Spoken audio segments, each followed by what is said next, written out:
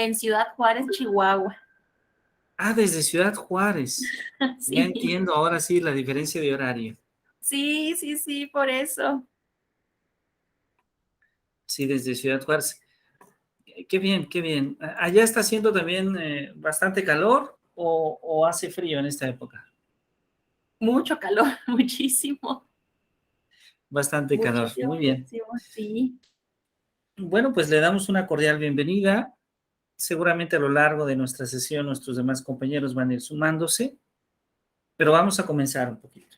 Bien. Y bueno, vamos a comenzar hablando de un tema tal vez general, pero que esperamos que pueda ser del interés de usted y de nuestros demás compañeros. Con ello me estoy refiriendo a la epistemología de las matemáticas. Sí. Vamos a hablar un poco sobre en qué consiste la epistemología de las matemáticas. Y bueno, me presento, soy Jesús Castañeda Rivera. Para hablar de epistemología de las matemáticas, pues bueno, es necesario mencionar que las matemáticas, o por ejemplo la lógica, hablando de dos campos de conocimiento, es muy común hablar de las matemáticas porque ciertamente empezamos a formarnos en el campo de las matemáticas desde muy temprana edad. Ya en preescolar, pues ya llevamos matemáticas. Sin embargo, esto no ocurre tanto en el ámbito de la lógica. No sé si usted cursó en preparatoria o en la educación superior lógica. No, me acuerdo de ética, pero de lógica no De recuerdo. lógica no, ¿verdad? En efecto, es un campo, digamos, menos común. Solamente aparece en algunos planes y programas de estudio. Pero bueno, podríamos decir en términos muy generales que la lógica se encarga de estudiar cómo es que se va estructurando el pensamiento, muy especialmente aquel tipo de pensamiento que llamamos razonamiento. Porque cuando hablamos de pensamiento, pues podemos hablar de muchos aspectos, hay muchos aspectos interesantes, muchas maneras de construir el pensamiento y de pensar, pero ahora muy especialmente voy a referirme al, a un tipo de pensamiento que comúnmente llamamos razonamiento. Bueno, entonces, en común podríamos decir que tanto la lógica como la matemática, pues son ciencias formales, ¿sí? Y son ciencias formales en primera instancia porque utilizan un determinado tipo de lenguaje, de hecho, un lenguaje muy especial o muy específico, que es el que usa la matemática y la lógica también. El lenguaje lógico-matemático es muy específico. Y estos lenguajes hacen ver a estos dos campos de conocimiento como dos campos que no necesariamente no necesariamente dependen de ese contacto directo con el mundo. ¿Sí? Esto es muy importante. Esto es muy importante porque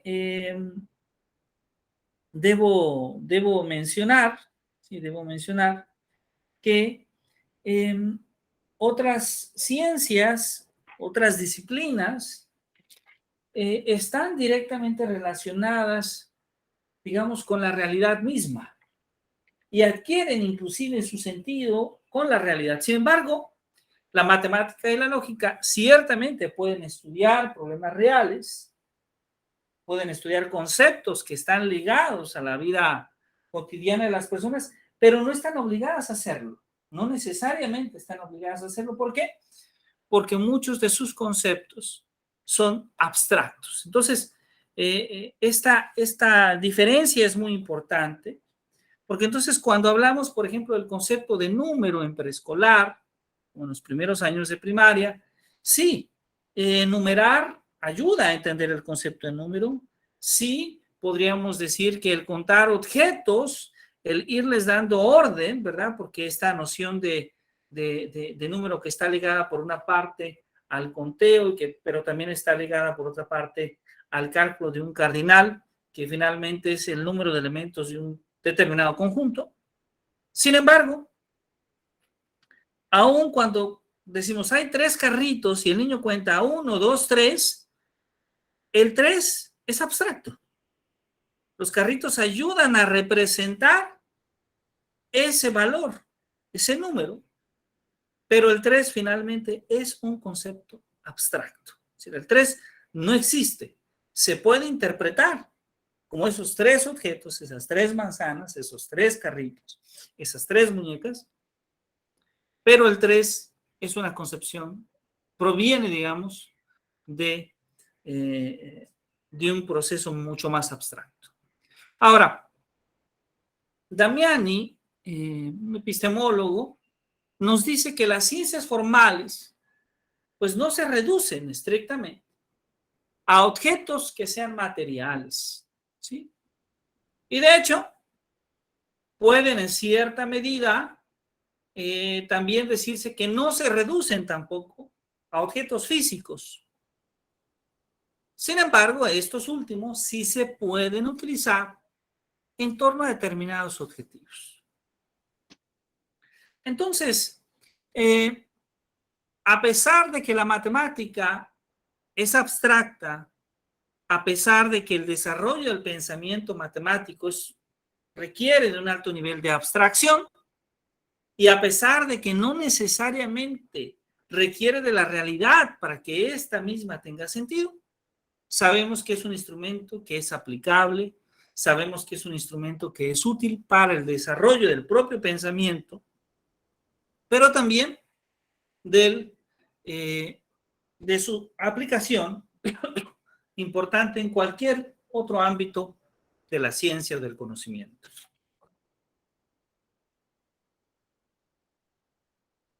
Siguiendo esta idea, podríamos pensar en una propuesta que escribió, por cierto, un epistemólogo muy famoso, el famoso profesor Jean Piaget.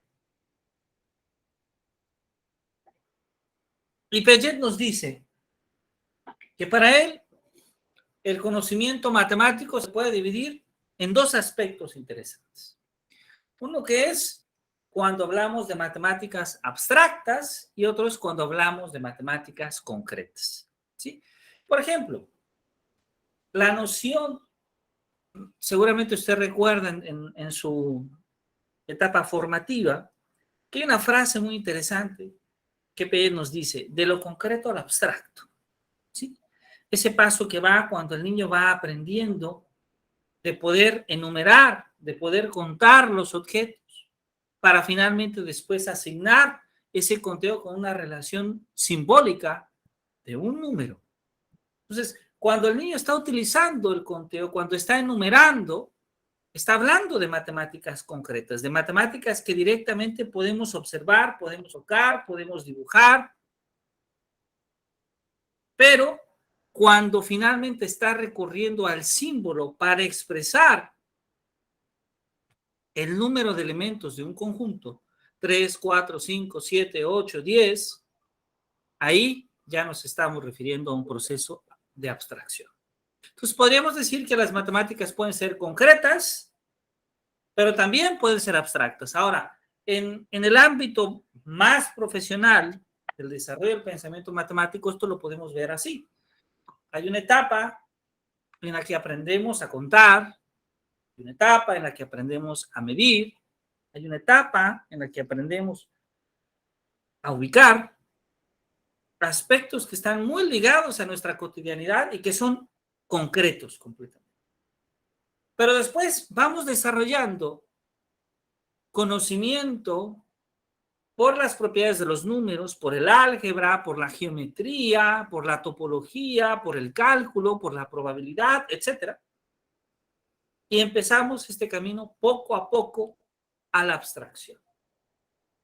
Ahora, hay 3 principios que son importantes y que en cierta medida van orientando la actividad matemática. Por una parte es la abstracción que ya hemos comentado un poco.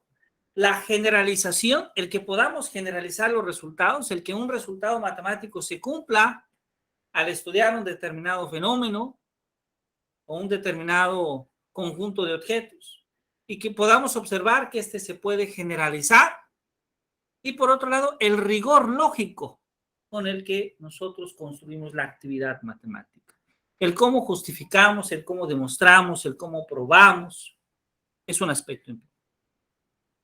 Ahora, esto pues nos ayuda desde luego a poder construir resultados generales, que son lo que en matemáticas llamamos teoremas, corolarios, con resultados parciales, que es lo que comúnmente llamamos proposiciones.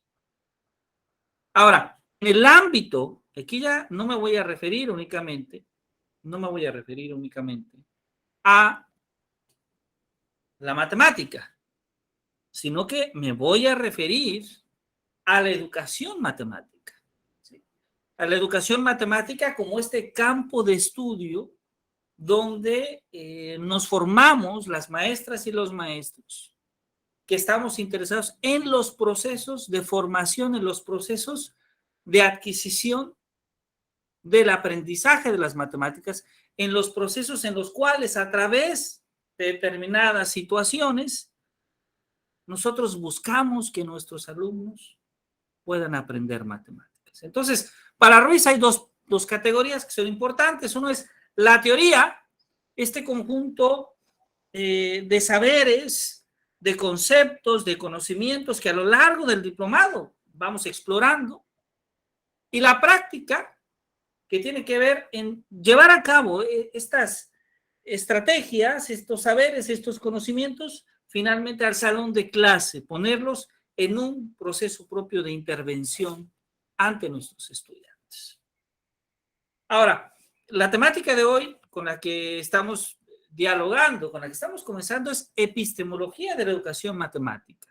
No sé si usted recuerda este término epistemología en alguna etapa de la formación de licenciatura. No sé si recuerda a qué se refiere. ¿Al conocimiento? Ajá, exactamente. De hecho, podríamos mencionar que la epistemología está muy ligada a cuestionarnos sobre qué es el conocimiento, cómo se construye el conocimiento. Y aquí debo de hablar ya desde el inicio de dos aspectos que vamos a partir.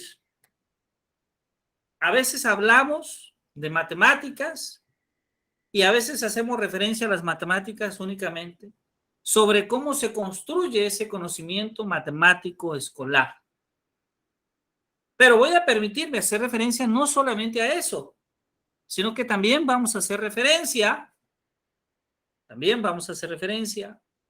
a cómo se construyen las habilidades de pensamiento matemático. Porque es importante establecer esta diferencia entre conocer y pensar. No es lo mismo.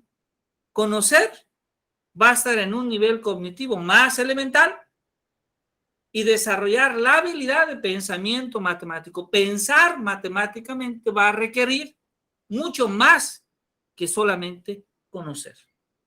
Y esto nosotros lo podemos ver. Muchas veces nuestros alumnos, nuestras alumnas conocen algunos conceptos matemáticos. Sin embargo, que alguien conozca el teorema de Pitágoras, inclusive lo pueda recitar en la educación secundaria o en la preparatoria, no garantiza que pueda utilizar el teorema de Pitágoras para resolver un problema de álgebra o de geometría. No garantiza que pueda realmente comprender qué es lo que dice el teorema de Pitágoras. Y si nos vamos a la formación, en la educación preescolar y los primeros años de primaria, nos encontramos con algo muy semejante. Que alguien pueda contar rápidamente y de manera correcta, de manera ordenada, los números del 1 al 30, no significa, como bien lo dice nuestra colega, la profesora Irma Fuenlabrada, no significa que realmente haya comprendido los números. Significa que los conoce, tal vez los ha memorizado. pero para llevar a cabo un proceso de comprensión o del desarrollo de una habilidad matemática se requiere un poco más. Bueno, entonces,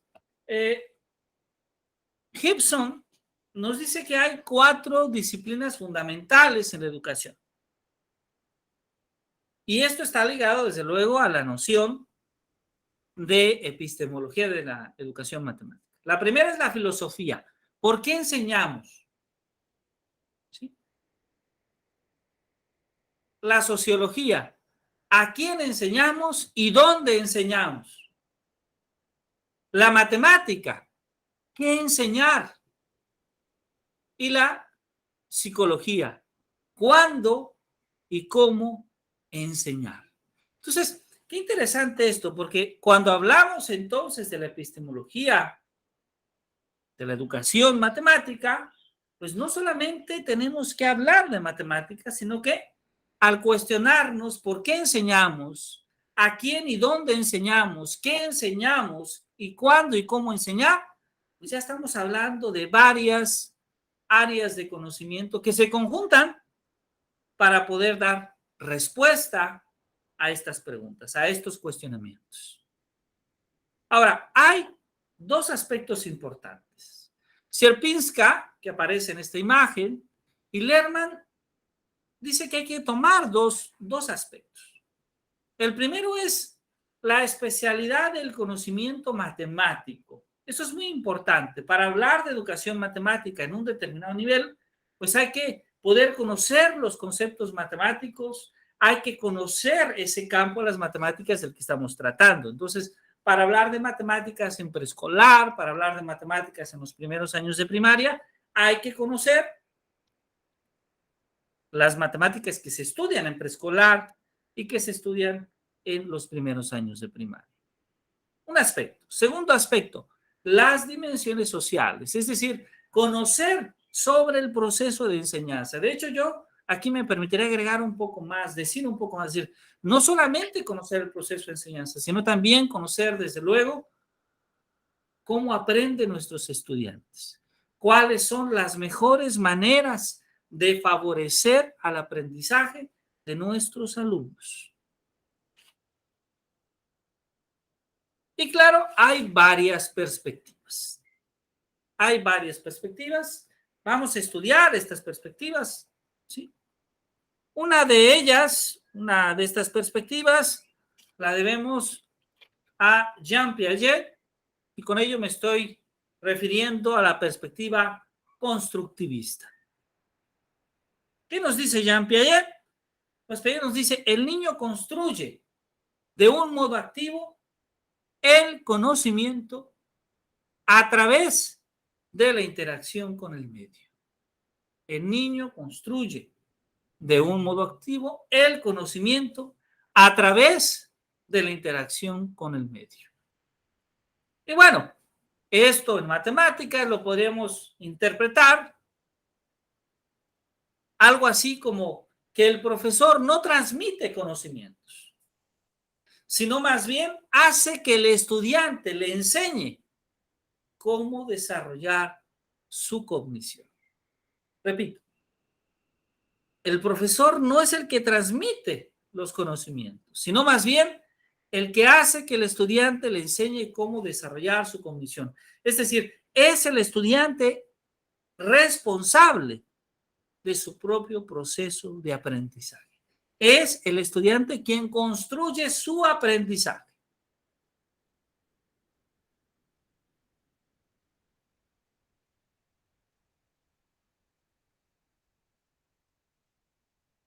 Esto es una perspectiva, es la perspectiva constructivista. Ahora, no es la única perspectiva, desde luego que no, porque también tenemos la perspectiva sociocultural. Esta perspectiva sociocultural que nos dice que el conocimiento no es individual, que el conocimiento es socialmente construido y justificado. Es decir, que el conocimiento es un proceso eminentemente social. Eso es lo que nos dice esta perspectiva sociocultural. Y desde luego, también tenemos la perspectiva interaccionista. Esta perspectiva interaccionista, que por cierto la debemos a Jacques Chevallard, y que hace un énfasis en cómo es que se da esa interacción entre el sujeto y el objeto, particularmente entre los estudiantes y su maestra y su maestro. Chevallard, ¿qué nos dice? Que uno de los aspectos fundamentales para desarrollar el conocimiento y el pensamiento matemático es el proceso de transposición didáctica. ¿Por qué? Porque ahí es donde se puede identificar, donde se puede designar los contenidos de saberes como contenidos a enseñar. Ahora, Chevallard, este francés, hace mucho énfasis en dos nociones importantes. Una es la despersonalización, es decir, pensar en cómo se puede enseñar, en qué situaciones de aprendizaje podemos construir, pensando no solamente en cómo aprendo yo, sino realmente en cómo aprenden mis estudiantes. Y en qué distintos contextos, en qué variedad de contextos pueden aprender el concepto que se trata. Ahora, es importante mencionar que además de esta propuesta de Chevallard, también tenemos, desde luego, las ideas de Guy-Brousseau, ¿sí? La teoría de situaciones didácticas de Guy-Brousseau, de tal manera que podríamos decir que se requiere de esa interacción entre las maestras, los maestros, entre los alumnos, entre ellos mismos, entre los alumnos propiamente, para poder inducir, para poder motivar el aprendizaje. Guy-Brousseau y Chevallard hacen este énfasis en esa relación que llamamos el contrato didáctico. Y fíjense qué interesante, porque esta relación del contrato didáctico va a involucrar tres perspectivas muy interesantes. La primera es la relación pedagógica, esa relación sobre qué enseñar, cómo se aprende, cómo aprende mejor nuestro alumno, y esa relación que se da entre el profesor y el alumno. Segundo, la relación del alumno con el saber, es decir, considerar cuáles son los saberes previos que el alumno ya posee, cuáles son los temas que motivan al alumno, cuáles son sus intereses, qué desea aprender, qué le llama la atención. Hay que considerar el contexto en el que el alumno, pues, vive y se desarrolla. Tercer y último punto, la epistemología del profesor. Esta epistemología del profesor, aquí hacemos referencia a cómo el profesor entiende el propio aprender, a cómo el profesor entiende el conocer. ¿Qué es conocer? ¿Cómo se construye el conocimiento de la matemática? ¿Cómo se construyen los saberes? Y desde luego que de acuerdo a cómo nosotros asumimos la labor del aprendizaje, de la enseñanza, de cómo construimos nuestro conocimiento, pues esa labor influye directamente en cómo esperamos que nuestros alumnos lo hagan o lo puedan hacer.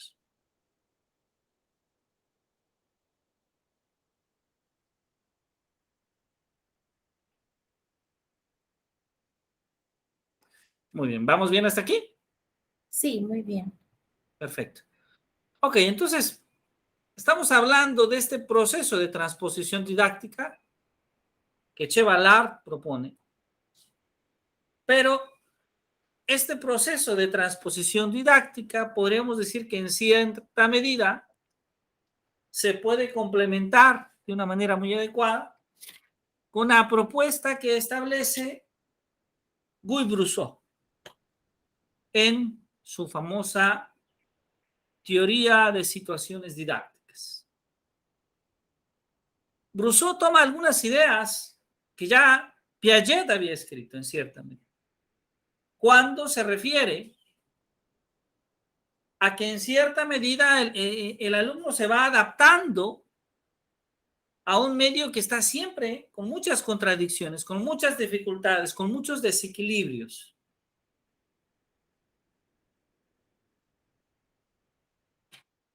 Brousseau considera que ese contrato didáctico, esa manera en la cual se logra relacionar al maestro con el alumno, porta en gran medida los derechos y las propias obligaciones que tienen tanto los maestros como los alumnos. Y pone mucho énfasis en la noción de situación didáctica. Esa noción de situación didáctica vista como un conjunto de relaciones que se establecen entre los estudiantes con la finalidad, perdón, entre los estudiantes con el sistema educativo, con sus maestras, sus maestros, los estudiantes con la escuela, los estudiantes con la comunidad escolar. Aquí incluimos desde luego los padres de familia, padres y madres de familia, y todo ello con la finalidad de ¿qué? De que los estudiantes se apropien de un saber.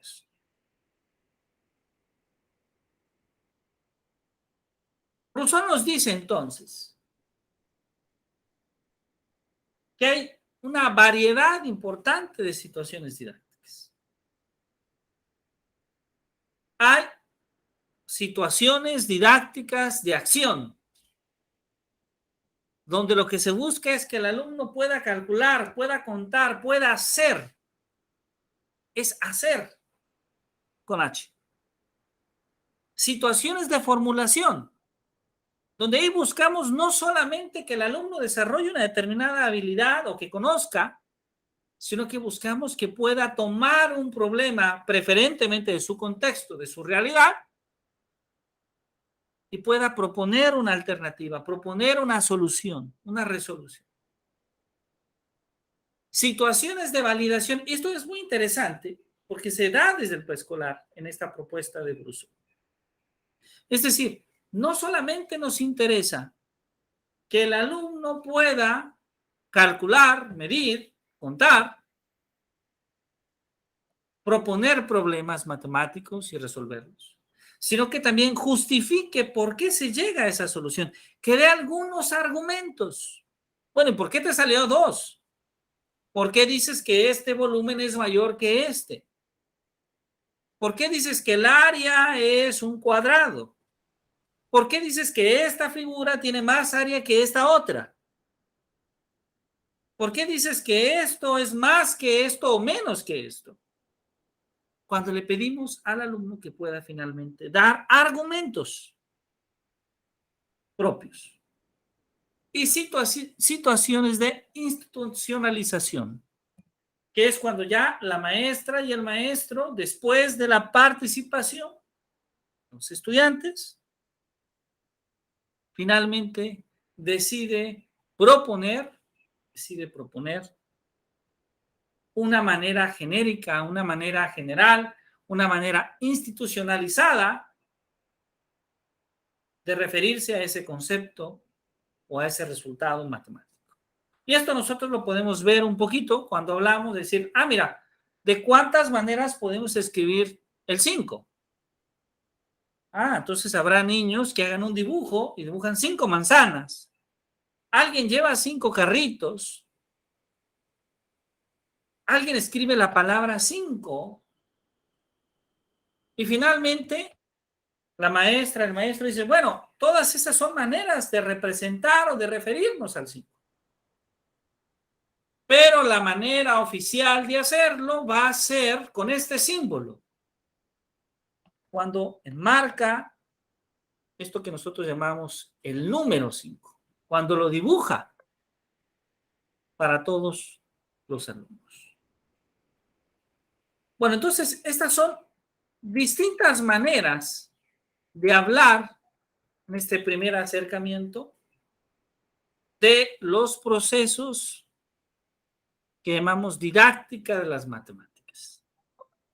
Bueno, ¿qué nos espera? Nos espera poder profundizar mucho más la obra de Jean Piaget, poder profundizar mucho más la obra de Guy Brousseau, de Chevallard y de otros grandes autores que no solamente nos hablan de la teoría sobre cómo llevar a cabo una buena enseñanza de las matemáticas en educación preescolar, los primeros años de primaria, sino que también nos dan algunos elementos para finalmente llevarlo a nuestra práctica, que es lo que realmente pues enriquece nuestro quehacer docente.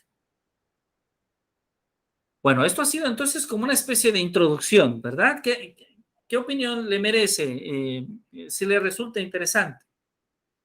Sí, me ayuda bastante a como tener una estructura de dónde irme guiando para esta construcción y para hacer mejor mi intervención. No, yo le llamo como una intervención pues estructurada, ¿verdad? Argumentada, saber por qué tomo tal o cual decisión o acción en la práctica. Entonces sí, es muy interesante estos conceptos que manejamos generalmente, ¿verdad? Situación didáctica, bueno, pues en pensamiento matemático, ¿cuáles son? ¿De qué tipo? ¿Cuál es el orden y la lógica que lleva esto? Uh-huh.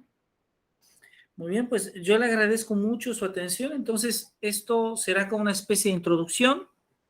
Vamos a través de la plataforma, hacerle llegar su usuario y su contraseña para que pueda ir revisando los contenidos del diplomado. Y vamos a vernos en una sesión mucho más detallada en 15 días, ya que las sesiones son quincenales, para poder ir abundando pues, en estos temas tan interesantes que tiene la pedagogía y didáctica de las matemáticas. Ok, bien. Yo le Entonces, agradezco mucho su atención y deseo que tenga una muy buena noche. gracias, hasta luego. Hasta luego, muy buena noche. Buen descanso. Buen descanso.